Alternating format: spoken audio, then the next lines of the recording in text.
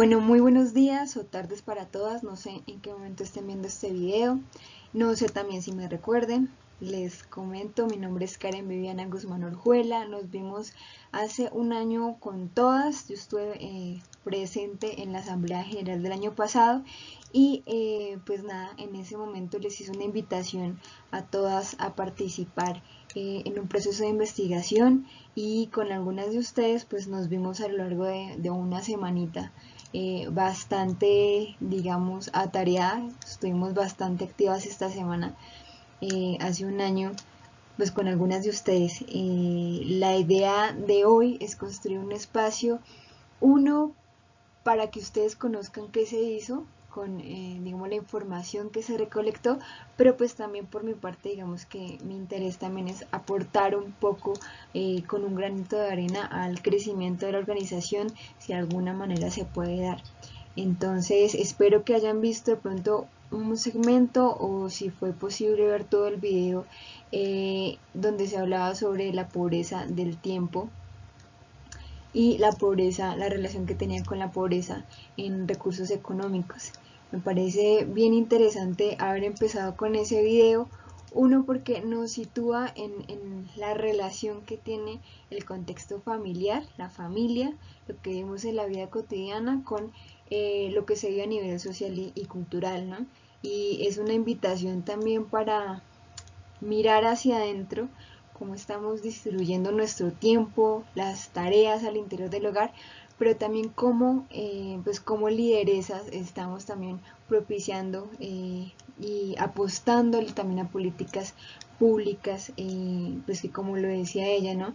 Un jardín nuevo que se abre, las jornadas escolares que se extienden ayudan a liberar el tiempo para las mujeres y por ello también ayudan a promover la equidad de género. Entonces creo que esa fue como una inducción ese video para empezar.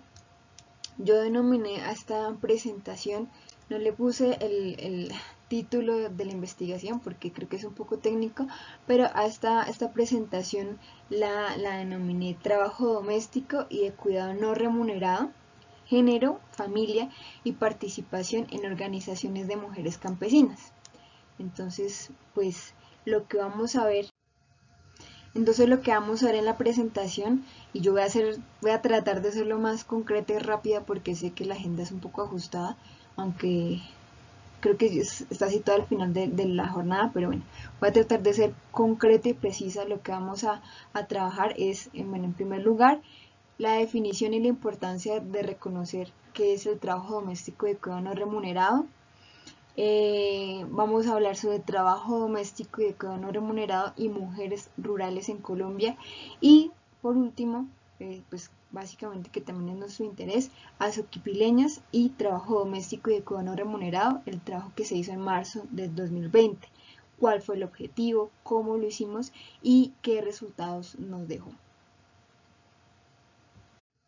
Entonces empezamos por la definición de trabajo doméstico y de cuidado no remunerado. Entonces dice, las actividades, el trabajo doméstico se comprende como las actividades en torno al bienestar de las personas realizadas al interior del hogar y o la comunidad sin que económica y culturalmente sean comprendidas como merecedoras de un salario al estar fuera del espacio mercantil y originarse en obligaciones sociales o contractuales como el matrimonio y la convivencia, a pesar de implicar costos en tiempo y energía. Incluye el trabajo de cuidado directo y el indirecto. Entonces, para que tengamos muy claro, son actividades en torno al bienestar, es la primera característica, se pueden realizar al interior del hogar o la comunidad, son actividades que no son recompensadas económicamente, porque digamos que culturalmente son comprendidas como parte de ciertos roles que ocupamos como mujeres, generalmente, y tiene digamos que dos tipos, que es el cuidado directo, que es ese que satisface necesidades físicas, emocionales y cognitivas de las personas, y también un trabajo ya más doméstico o indirecto que implica ya no un contacto con las personas, sino más bien actividades relacionadas con el mantenimiento del hogar o la comunidad. Bueno, según el DANE, en Colombia nosotros podemos hablar de una serie de actividades asociadas al trabajo doméstico y cuidado no remunerado muy particulares. La primera es el suministro de alimentos, que no solamente es el preparar los alimentos, sino que hay que servirlos, lavar todo, digamos que la loza que utilizamos e incluso llevar la comida a las personas que lo necesitan, ¿no? Mantenimiento del vestuario, que es lavar, planchar, guardar la ropa, repararla si es necesario, ¿cierto? Limpieza y mantenimiento, que es la limpieza de la vivienda, si tenemos mascotas, jardines, vehículos, si es necesario traer agua, combustibles para la vivienda, construcción o reparación de electrodomésticos, de muebles, enseres, compras y administración, compras de medicamentos, mercado, pago de facturas, diligencias que son necesarias de realizar en cualquier situación, con personas del hogar menores de 5 años, que como lo vamos a ver implica unas necesidades particulares, porque digamos que al ser personas dependientes sí requieren mucho más involucramiento por parte de los cuidadores y por ejemplo jugar, todas las actividades de recreación, mayor tiempo para su bienestar físico también y emocional, ¿no? Apoyo a miembros del hogar, tiene que ver, por ejemplo, con el llevar a los niños y niñas al colegio, ¿cierto? Que son actividades, digamos, que no se cuentan, pero que finalmente implican un montón de tiempo y esfuerzo para las personas, acompañarlos a procesos, digamos, recreativos, actividades recreativas, culturales. Otras actividades que tienen que ver un poco con si de pronto hay una persona en situación de discapacidad en los hogares o personas que estén en una condición de dependencia, que sea necesario alimentarlas, bañarlas, vestirlas, suministrar medicamentos para ellos. Para otros hogares, por ejemplo, que mi mamá vive en otra casa y bueno, a mí me toca ir y cocinar, limpiar la casa, ayudarla con su cuidado personal, ¿cierto? Entonces, para otros hogares o también vienen las actividades comunitarias o voluntarias, precisamente como estamos hablando, es muy usual que en procesos, digamos que de liderazgo, se realicen muchas esas actividades y son actividades que demandan tiempo tanto en su traslado como en su realización, ¿verdad? Entonces, pues digamos que son un montón de actividades que si nos ponemos a detallar y están bastante, digamos que precisadas por el DANE, son actividades que son muy específicas y que a la hora de la verdad, digamos que consumen gran parte de nuestro día a día. Bueno, respecto al trabajo doméstico y de cuidado no remunerado en Colombia, ¿por qué nombraba al DANE? Resulta que efectivamente las leyes sí posibilitan cambios culturales y sociales y también pues en primer lugar permitan hacer mediciones y generar digamos que un diagnóstico de cómo estamos. Y precisamente la ley 1413 del 2010, que es la ley en torno a la economía del cuidado, se creó y posibilitó la realización de encuestas nacionales del uso del tiempo. Se han realizado en total dos, la del 2012, 2013 y 2016, 2017. Estas encuestas son sumamente importantes porque aunque son cuantitativas, no profundizan mucho en la experiencia de las personas, sean como un diagnóstico general de cómo estamos. Y lo que nos dice, por ejemplo, la última encuesta que se hizo, es que en Colombia se hace en promedio 36.508.000 miles de horas dedicadas al trabajo doméstico. Pero digamos que ese número no nos dice mucho. Lo que nos dice es que el 78% de todo ese trabajo, o sea, casi la totalidad, está hecha por mujeres. Es un trabajo realizado por mujeres. Si nosotros incluyéramos este trabajo, si lo remuneráramos y lo incluyéramos dentro del Producto Interno Bruto en Colombia, sería del 20%, es decir, mayor a cualquier otra actividad realizada y remunerada económicamente, incluso superior al comercio y al transporte, que son las actividades que más, digamos, consumen, implican un gasto económico, ¿no? Ahora, Hay unas variables muy importantes a tener en cuenta dentro del trabajo doméstico y cuidado no remunerado en Colombia.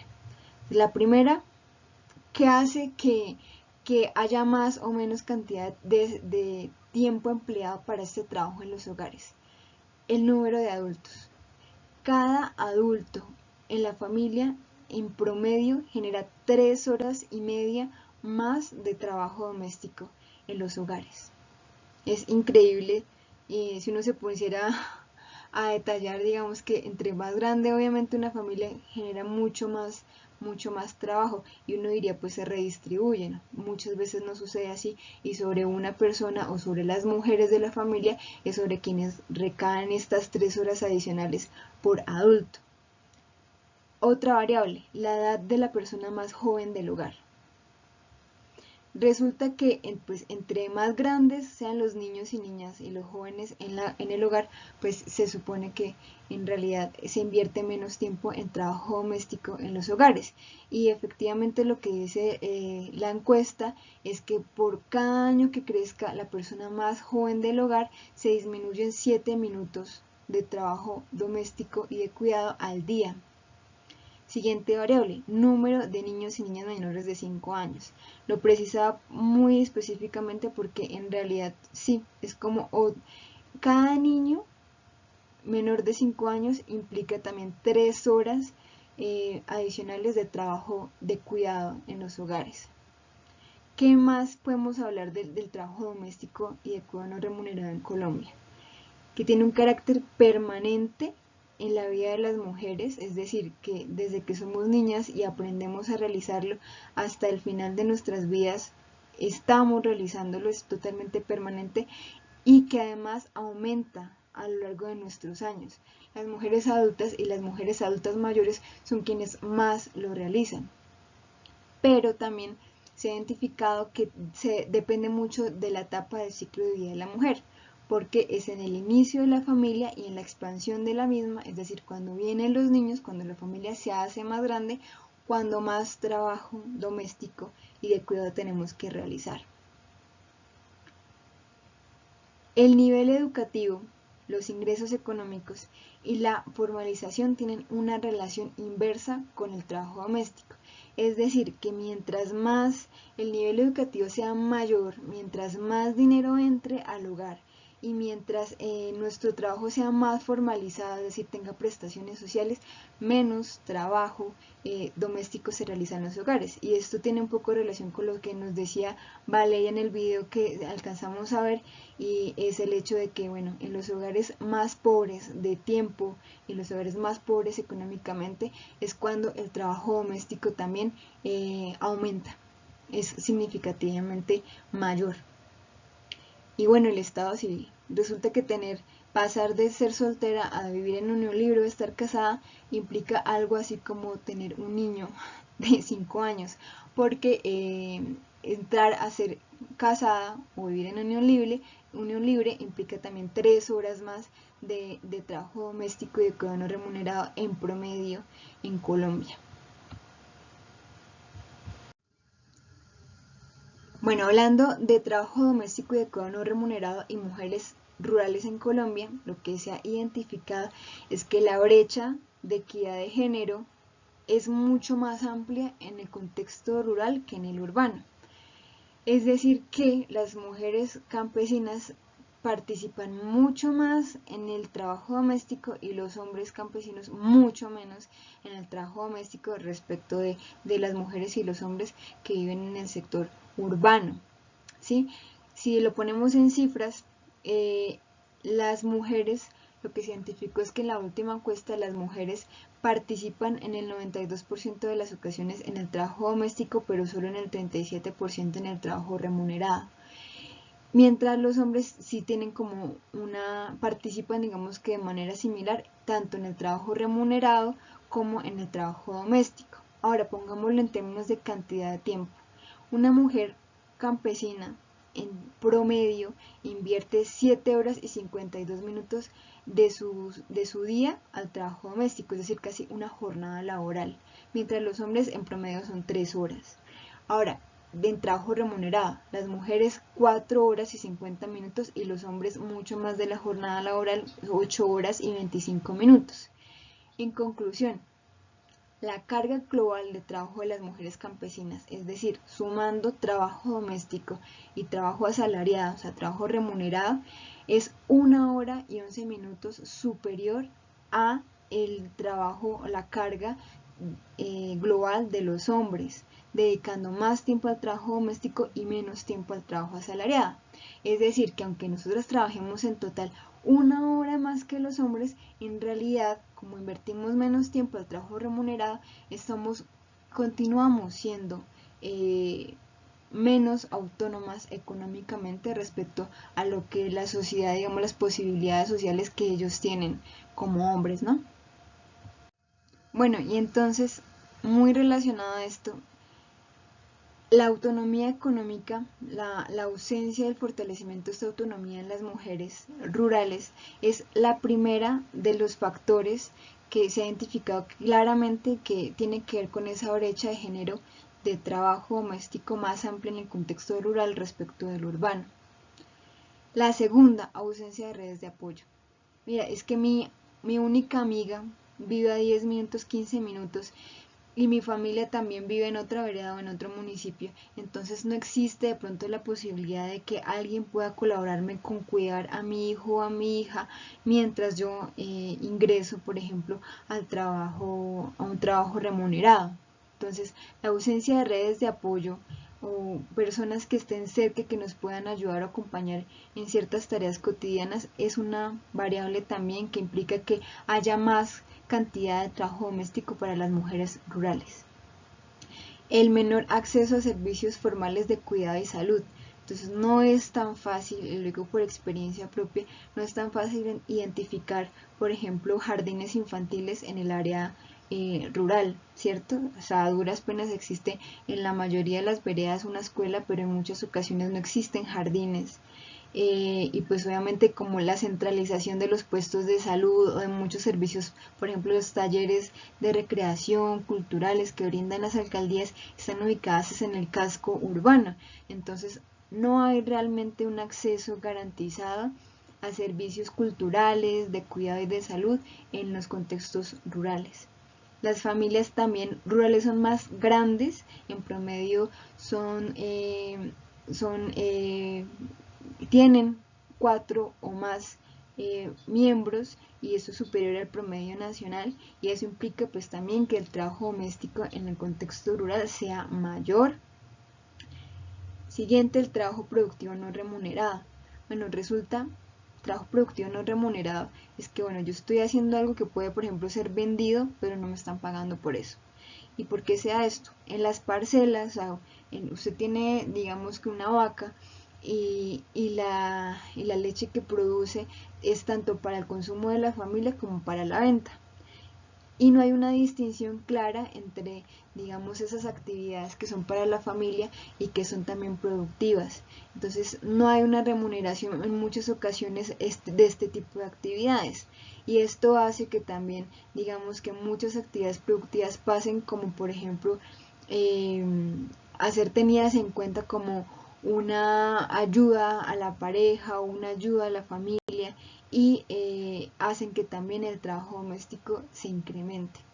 Y bueno, también hay unas consecuencias muy claras que esta brecha de género implica para las mujeres campesinas y es una disminución de las posibilidades de estudiar, de trabajar remuneradamente, ¿cierto? Porque mientras más tiempo tengamos la obligación de estar dentro del hogar, menos podemos estudiar, menos podemos acceder a un trabajo y menos calidad de vida en muchas ocasiones hay, porque no hay ni el tiempo ni los recursos para cuidar de la salud propia, para de pronto hacer actividades de esparcimiento, de ocio, incluso el descanso, ¿no?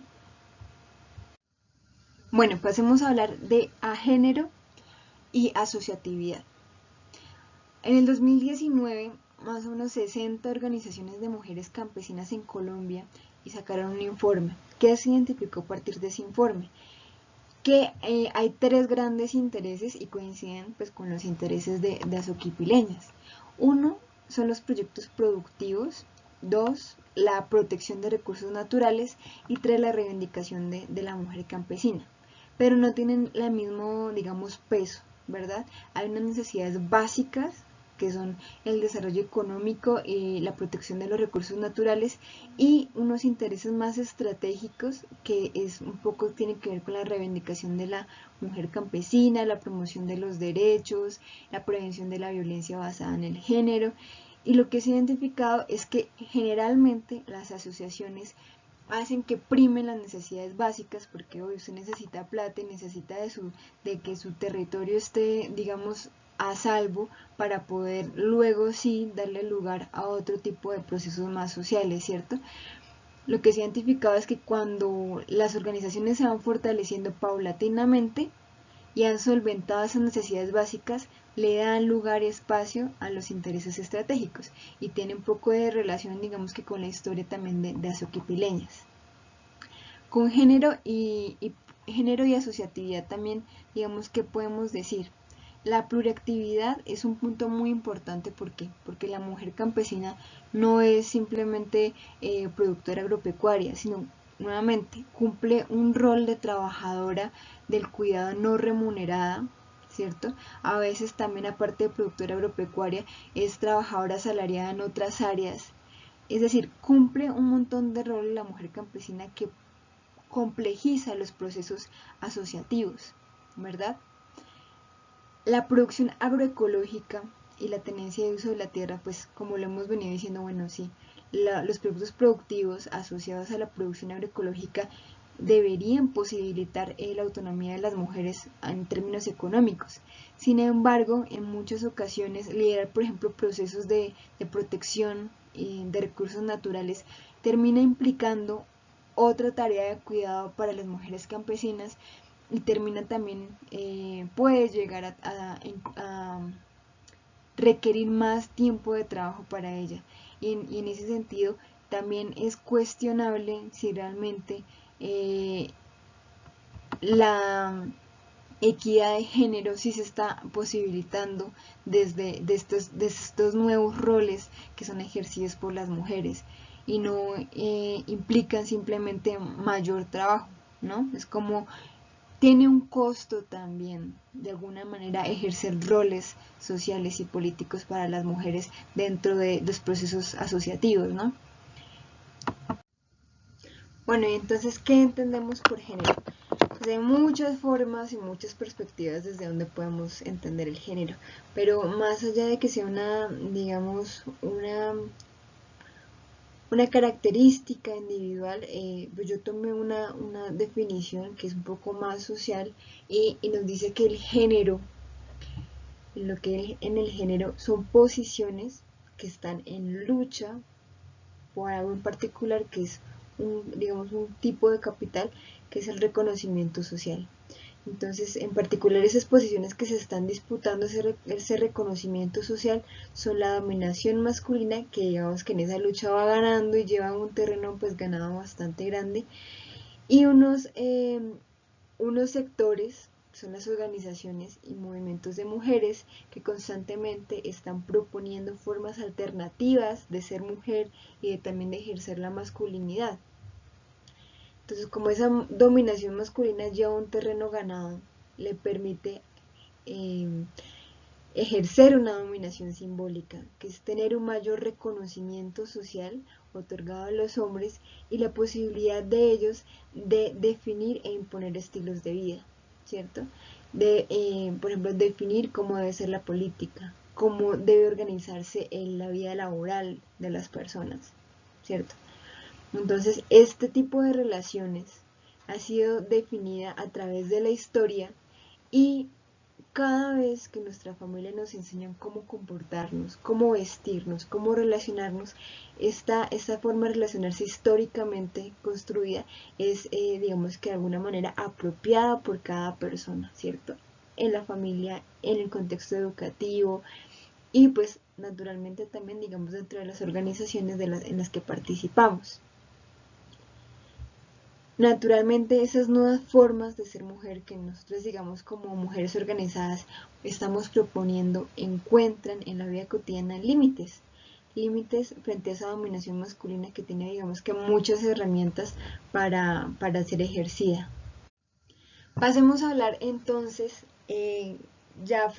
digamos concretamente de qué hicimos con Azuquipileñas, qué hice con Azuquipileñas en marzo del año 2020. Azuquipileñas y trabajo doméstico y cuidado no remunerado. ¿Cuál fue el objetivo que abordamos? Lo que hicimos, digamos que en esa semana, con todas las participaciones de quienes se animaron a estar presentes, fue describir las prácticas, las actividades, digamos, de trabajo doméstico y cuidado no remunerado de las mujeres que hacían, digamos, de las participantes, como un lugar de conflicto entre la dominación masculina y la participación en las Azuquipileñas. La dominación masculina representada a través de qué? De la familia, digamos, con características tradicionales. Uno de los requisitos, por decirlo de alguna manera, cuando yo les hice la invitación es, por favor, si las que quieren participar, me gustaría que en sus familias todavía existiera la figura del jefe de hogar masculino y los roles tradicionales del jefe como el proveedor y el que trabaja, digamos, asalariadamente, y pues la mujer, digamos, pues que no lo hace. Entonces, describimos, digamos, teniendo en cuenta este criterio, describimos las prácticas de trabajo doméstico como un ámbito de conflicto entre esa familia que aún conserva esas características y la participación en las Azuquipileñas como una asociación que posibilita repensar y roles de género alternativos. Para ese objetivo, ¿qué hicimos? Primero, describir las prácticas de trabajo doméstico biográficamente. Es decir, hubo 8 participantes en las que nos sentamos a hablar de su infancia, de su adolescencia, de la conformación de su familia y ver cómo a través de esa historia eran desarrolladas de cierta manera las prácticas de trabajo doméstico. Caracterizamos entonces también cómo eran las relaciones de género que se promovían en la familia, también desde la infancia hasta la actualidad, y las relaciones de género que eran promovidas por la organización. Ahora, ¿cómo lo hicimos? Bueno, utilizamos varias herramientas. Hicimos unas encuestas de uso del tiempo. Yo creo que las participantes se acuerdan que definimos hora a hora lo que hacíamos un día común entre semana y un día común de los fines de semana, porque suelen ser, digamos que, rutinas diferentes. El método biográfico tiene un poco que ver con ese recorrido por toda la biografía, por toda la historia de vida de las participantes. Se hizo una revisión documental. Como su nombre lo indica, revisamos, por ejemplo, los estatutos de la asociación, presentaciones, documentos, fotografías que digamos que hacen parte también de la historia de la organización, y hicimos también unas entrevistas no solamente con las 8 participantes, digamos, de los métodos biográficos, sino con otras asociadas de la organización, también un poco para ver esa perspectiva más organizacional y salirnos un poco de la perspectiva de la familia, ¿no? Entonces ahí pueden ver algunas fotografías que también ya hacen parte de los recuerdos de los encuentros que realizamos. Bueno, y entonces, ¿qué resultado nos dejó como este proceso? Bueno, en primer lugar, desde una perspectiva, digamos que biográfica, lo que podemos hablar de la infancia de las participantes es que evidentemente hubo unos roles de género patriarcales y una división sexual del trabajo tradicional. Entonces muchas veces la distinción entre el interior y el exterior de la parcela familiar fue muy importante para definir las prácticas de género. Entonces mientras los hombres empleaban o desarrollaban actividades de fuerza fuera de la vivienda y no participaban al interior en torno al cuidado y había un distanciamiento afectivo con los hijos y las parejas, las madres y las abuelas eran quienes permanecían dentro de la vivienda en la parcela y quienes eran los principales modelos de socialización del género, o sea, los principales modelos para las participantes, ¿no? Entonces desde pequeñas se desarrolló, hubo ese modelo de cuidadoras desde la infancia. El trabajo doméstico se desarrolló también desde la infancia, pues, y empezó a darse de manera, digamos que progresiva, de acuerdo a las características o las posibilidades también físicas de las participantes. Entonces, a medida que iban creciendo, se iban asignando nuevas responsabilidades. El mantenimiento del vestuario, es decir, lavarlo, arreglarlo, planchar, de pronto en ciertas ocasiones arreglarlo, doblarlo, y la preparación de alimentos fueron las actividades más rápidamente, digamos que aprendidas y desarrolladas por las participantes. Pluriactividad y producción agrícola no son un proceso diferencial de la asociatividad. ¿Por qué? Porque se evidenció que desde la infancia las mujeres aprendieron a ejercer mil actividades y desarrollar mil roles al tiempo, y digamos que también se identificó que la producción agrícola no fue o sea, tanto hombres como mujeres la desarrollaron, no es una actividad muy particular de, digamos, de algún género, pero en definitiva no es un proceso que sea posterior a la asociatividad, sino que es parte, digamos, de el ser campesina y el ser campesino, ¿no? La violencia basada en el género. Se identificó en la mayoría de los casos de las participantes que había violencia dentro de la relación de los padres y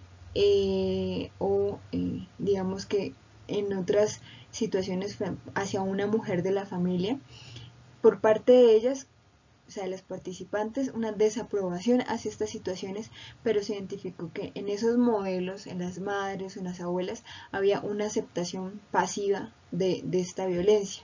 O sea, había necesidad de quedarse callada, de aceptar los mandatos, digamos que de los hombres de la familia. Se identificó una constante también que fue la desescolarización asociada al trabajo doméstico. O sea, era muy claro que era un dictamen en muchas ocasiones quedarse en la casa, cuidar a hermanos o desarrollar las actividades de la casa y no estudiar. Y en muchas ocasiones también la desescolarización tuvo una relación con ingresar al mercado laboral, al trabajo remunerado, pero asociado también a actividades, digamos, de trabajo doméstico como internas, siempre en condiciones de explotación infantil y precariedad.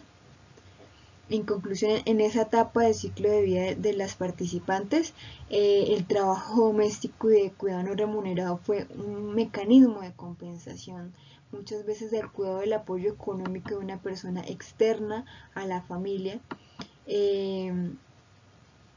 y pues remunerada o no remuneradamente, el trabajo económico y de cuidado fue en términos generales infravalorado, siempre empleado por las participantes como una estrategia para solventar deficiencias económicas y suplir la presencia pues estatal también, ¿no? Fue muy clara la ausencia de infraestructura de bienes públicos y servicios públicos. Ahora, más adelante con la adolescencia y la adultez temprana, la llegada de un hijo implicó el cuidado exclusivo de ese niño o esa niña, pero no la conformación de una familia o no la conformación de una pareja.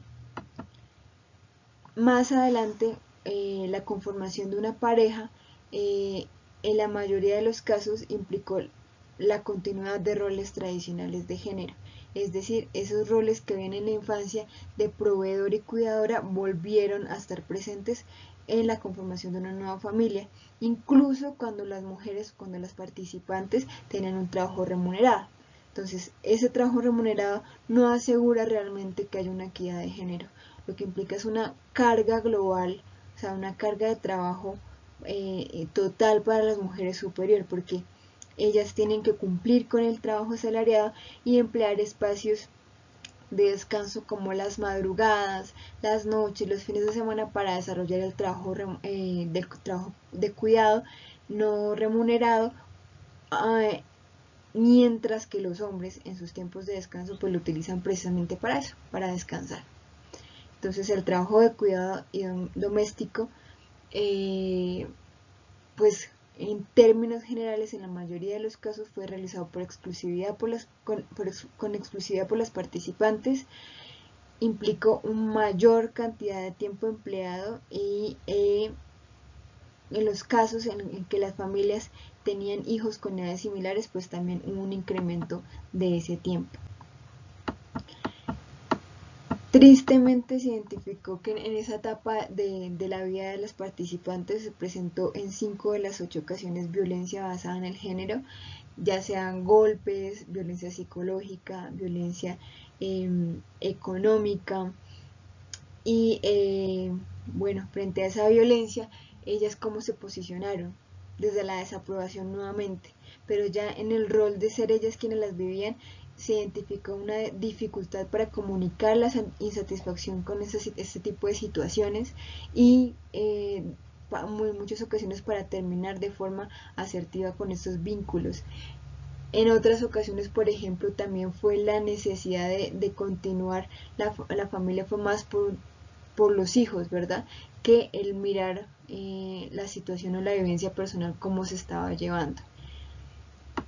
Definitivamente los hijos, la crianza es una motivación, digamos que para las mujeres muy importante respecto a esa violencia de género. Es súper relevante situar que promover roles de género diferentes, por ejemplo, enseñarles a los niños a ser independientes, a poder ser autónomos en su cuidado personal, en el cuidado de la vivienda, fue, digamos que una motivación bastante relevante y muy presente y muy constante en las historias de vida de las mujeres. No así, digamos que esa promoción de esos roles dada por los jefes del hogar. Muchas veces, o sea, ellos promovieron esos roles tradicionales de género, ¿cierto? Continuaron con ellos.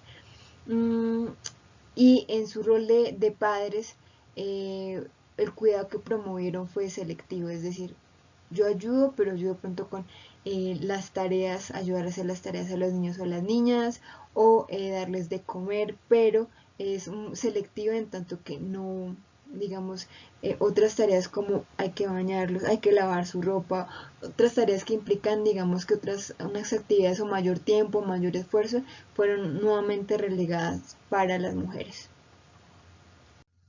Ahora, ¿cuál fue el rol de la asociación dentro de esta historia de vida de las mujeres? Bueno, con la entrada de ellas han pasado varias cosas dependiendo también de cuánto tiempo, digamos, que hayan participado y cuál haya sido la calidad de la participación dentro de la asociación. Y esto se identificó y es muy similar, digamos, a lo que se identifica con las organizaciones de mujeres rurales ya como asociaciones, ¿no? Entonces, lo que se vio fue que las asociadas con menor antigüedad tienden a centrar su atención en los proyectos productivos únicamente, ¿cierto? En la autonomía económica que pueden posibilitar. En estos casos, como son proyectos que muchas veces son a mediano plazo o a largo plazo, cuando se ven, digamos, que los frutos de sus proyectos, en esos casos, para estas participantes, en muchas ocasiones la asociación no ha mejorado la calidad de vida como lo esperaban, tanto ellos como de sus familias, y no observan grandes avances en los procesos que se lideran por la organización. Ahora, lideresas, fundadoras, asociadas con mayor antigüedad o asociadas que se han involucrado rápidamente en los procesos de la asociación, ¿qué ha pasado? Que sí, se ha fortalecido el desarrollo económico, pero también han tomado protagonismo tanto la protección de los recursos naturales como el desarrollo integral de las mujeres en torno a la protección de sus derechos y la prevención de violencia basada en el género. Ahí la autonomía económica sí se ha identificado que es indispensable, pero que no es suficiente en definitiva. Y las motivaciones de estas participantes, de esas asociadas para continuar en la organización, tienen un carácter más afectivo y más social y tienden a valorar de una manera más positiva la experiencia dentro de la organización. Pasa también una situación muy particular con las asociadas de menor antigüedad y con otras asociadas que llevan más tiempo pero que no participan de manera tan activa dentro de la organización, y es que tristemente hace un año habían activas situaciones de violencia basada en el género al interior de las familias. ¿Qué pasa cuando no hay una participación fuerte, cuando yo no comprendo que la asociación es una red de apoyo para mí? Simplemente no acudo, no comunico esta situación de violencia en mi familia. ¿Por qué? Porque se tiende a ver como una experiencia privada y propia de la familia únicamente, y no se ve pues precisamente como una red de apoyo a la asociación y a las mujeres que la integran. No la veo como una fuente de apoyo para esta situación, ¿no? Entonces, aunque se haya empezado a promover tanto a nivel organizacional como en la experiencia de algunas personas, la protección de los derechos de las mujeres, de la prevención de la violencia de género, aunque esto esté tomando protagonismo, tanto no se busca ayuda por parte de unas mujeres como no se ofrece. ¿Por qué? Porque las estrategias de pronto que se han implementado hasta ahora han sido flexibles, o sea, hasta ese momento no. Vaya a saber este año qué ha pasado, pero para el momento habían sido estrategias flexibles, digamos que con cuidado se hablaba del tema porque no se sabía qué reacción pudiera darse, ¿cierto? Y poco profundas. Entonces, digamos que si de pronto en algo puedo aportar como un agente externo a la organización, hay que ponerle cuidado a esto, porque es bastante preocupante que hayan situaciones de violencia de género de pronto activas en este momento y que no se contemple la asociación como una red de apoyo, pero tampoco que no se promueva que las mujeres encuentren en la asociación una red de apoyo.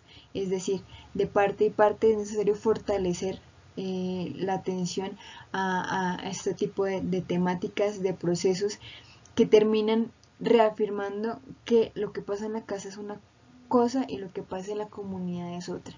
Y pues como recordando ese viejo lema, lo personal también es político, ¿no?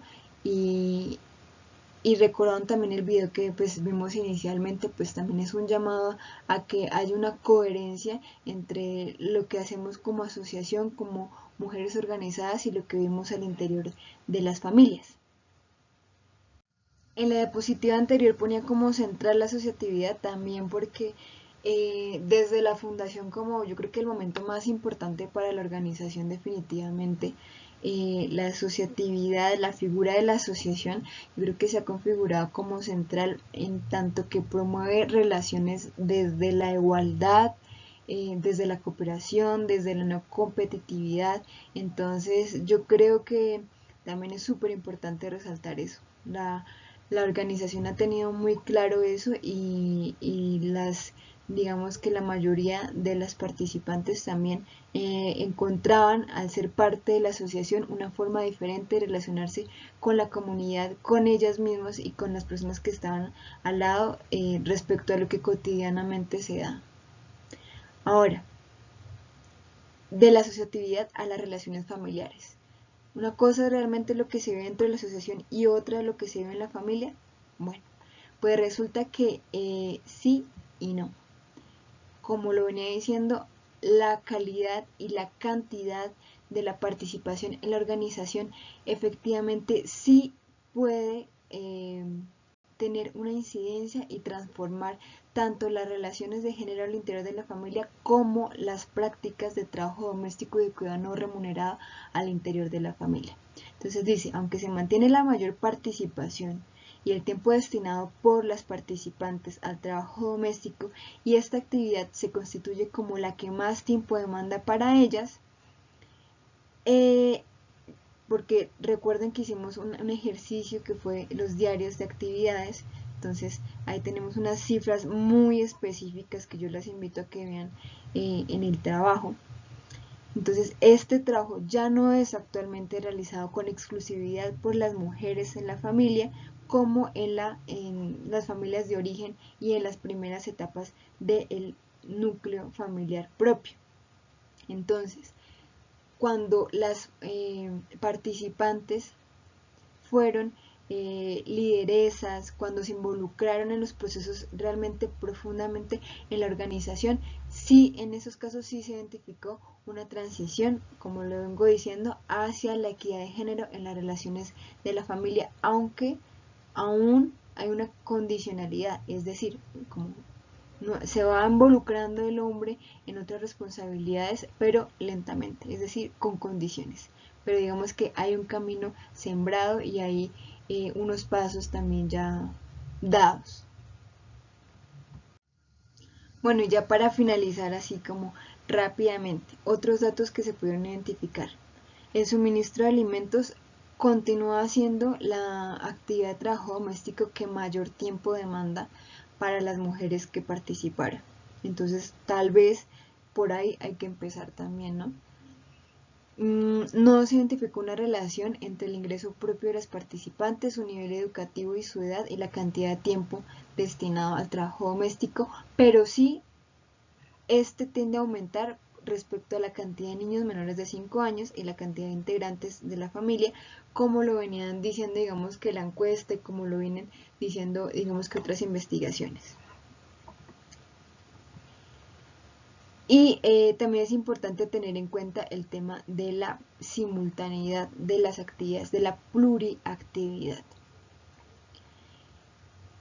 Del mismo trabajo productivo remunerado y el trabajo no remunerado. ¿Por qué? Porque estos dos tipos de trabajo se realizan simultáneamente en 3 horas al día en promedio por las participantes. ¿Esto qué implica? Implica, por un lado, que da cuenta de las difíciles condiciones en las que las mujeres están ingresando al sector productivo de la economía. Es decir, toca hacer malabares, mientras digamos que los hombres pueden ejercer el trabajo remunerado tranquilamente, a nosotros nos toca, digamos, que ponernos 2 maletas al tiempo y cargar más peso.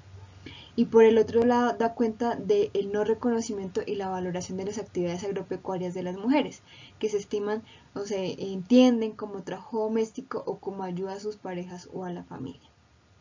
Y finalmente, si tenemos claro que la participación en asociaciones es tan importante, que realmente puede cambiar la vida de las familias y puede cambiar la distribución de nuestro tiempo y de nuestras responsabilidades, ¿qué está afectando o qué está limitando la frecuencia y la calidad de esta participación?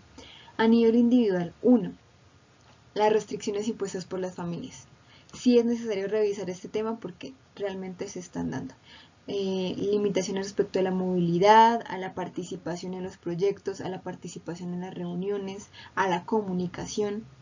La ubicación geográfica de las viviendas nos invita también a pensar estrategias alternativas para la comunicación y el desarrollo de proyectos colectivos y evidentemente la distribución de la carga global del trabajo. Es decir, si está afectando participar en la organización, responsabilidades también de trabajo doméstico en nuestros hogares, del trabajo remunerado y otras obligaciones que tenemos de manera cotidiana. Entonces, hay que empezar a identificar, digamos, ya teniendo identificadas estas variables, cómo hacemos uso de ello, cómo las enfrentamos para continuar promoviendo la participación de las asociadas, ¿no? Y hay unas variables también como factores de riesgo, que digamos que no tienen en este momento o en el momento de la investigación tanto peso, pero que pueden llegar a tenerlo y a dificultar la participación de las asociadas.